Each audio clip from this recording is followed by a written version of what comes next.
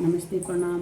हम उर्मिला सिंह आज के जौन वीडियो लेके आयल बनी लोग के बीच में वहीं उ कजरी का देखी जाई। कजरी गीत कैसा लगा ताटे।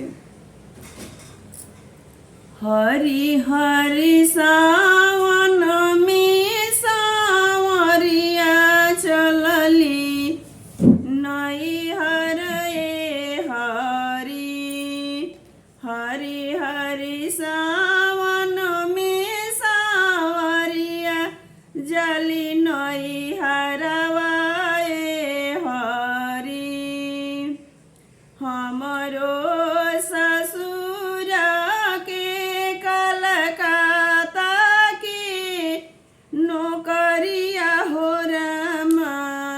हमरो ससुर के कलकत्ता के नौकरिया हो रमा।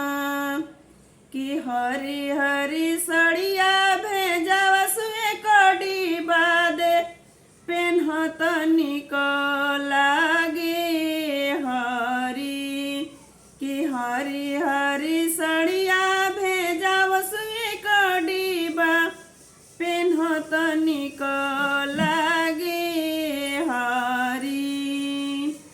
हमरो भसुर जी के बम्बे के नौकरिया हो रमा।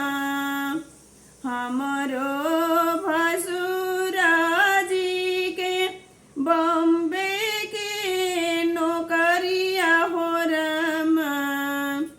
कि हरी हरी सड़िया भेजवा सुए कड़ी बा पेन्हत निक लागे हरी। कि हरी हरी सड़िया भेजवा सुए कड़ी बा पेन्हत निक लागे हरी। हमरो बलमू जी के बम्बे के नौकरिया हो रमा। हमरो बलमू जी के बम्बे के नौकरिया हो रमा। कि हरी हरी टीका भेजवा सुए कड़ी बा पेन्हत निक लागे हरी। कि हरी हरी सावन में सावरिया चलली नई हरे हरी।